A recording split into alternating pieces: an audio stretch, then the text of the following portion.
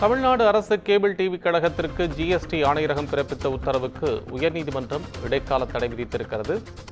அபராதத்துடன் சேர்த்து 570 கோடி ரூபாய் செலுத்தும்படி பிறப்பித்த உத்தரவுக்கு இடைக்கால உத்தரவு பிறப்பிக்கப்பட்டிருக்கிறது. விவரங்களை கூடுதலாக வழங்க தலைமை செய்தியாளர் சிவா இணைப்பில். சிவா, இப்போ ஜிஎஸ்டி ஆணையரகம் போட்டிருந்த உத்தரவுக்கு தடை விதித்திருக்கிறது சென்னை உயர்நீதிமன்றம். அது தொடர்பான உங்களது விவரம். கோபால், சரக்கு மற்றும் சேவை வரி 285 கோடி ரூபாயை அபராதத்துடன் சேர்த்து 570 கோடி ரூபாயாக செலுத்தும்படி தமிழ்நாடு அரசு கேபிள் டிவி கழகத்திற்கு ஜிஎஸ்டி ஆணையரகம் பிறப்பித்த உத்தரவுக்கு இடைக்கால தடை விதித்து சென்னை உயர்நீதிமன்றம் ஒரு உத்தரவை பிறப்பித்திருக்கிறது.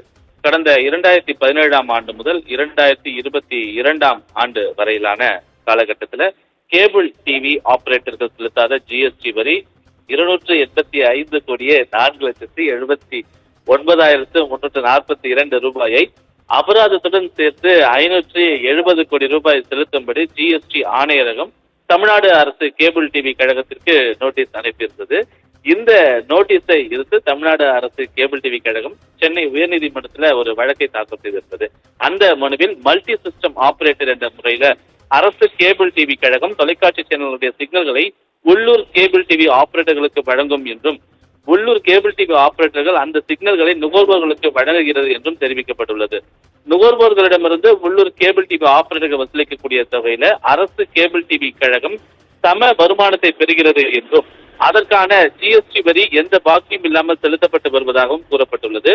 உள்ளூர் கேபிள் டிவி ஆபரேட்டர்கள் அவர்களுக்கான ஜிஎஸ்டி வரியை செலுத்த வேண்டும், அதற்கு அரசு கேபிள் டிவி கழகம் பொறுப்பாகாது என்பதால் 285 கோடி ரூபாய் வரையை அபராதத்துடன் 570 கோடி ரூபாய் செலுத்தும்படி ஜிஎஸ்டி ஆணையரகம் பிறப்பித்த உத்தரவுக்கு தடை விதிக்க வேண்டும் என்று அந்த மனுவில் கோரிக்கை விடுக்கப்பட்ட நிலையில இந்த வழக்கை நீதிபதி கிருஷ்ண ராமசாமி விசாரணைக்கு எடுத்திருந்தார். தமிழ்நாடு அரசு கேபிள் டிவி கழகம் சார்பில் ஆஜரான மூத்த வழக்கறிஞர் வில்சன், கேபிள் டிவி ஆபரேட்டர்களுடைய வருமானத்தை அரசு கேபிள் டிவி கழகத்துடைய வருமானமாக கருத முடியாது என்றும், ஜிஎஸ்டி ஆணையரகம் பிறப்பித்த நோட்டீஸுக்கு உரிய பதிலளித்தும் அதை பரிசீலிக்காமல் உத்தரவு பிறப்பிக்கப்பட்டுள்ளதாக வாதத்தை முன்வைத்திருந்தார். இந்த வாதத்தை ஏற்றுக்கொண்ட நீதிபதி கிருஷ்ண ராமசாமி 285 கோடி ரூபாய் ஜிஎஸ்டி வரியை அபராதத்துடன் 570 கோடி ரூபாய் செலுத்தும்படி தமிழ்நாடு அரசு கேபிள் டிவி கழகத்திற்கு ஜிஎஸ்டி ஆணையரகம் பிறப்பித்த உத்தரவுக்கு தடை விதித்து ஒரு உத்தரவை பிறப்பித்திருக்கிறார். கோபால், விவரங்களுக்கு நன்றி சிவா.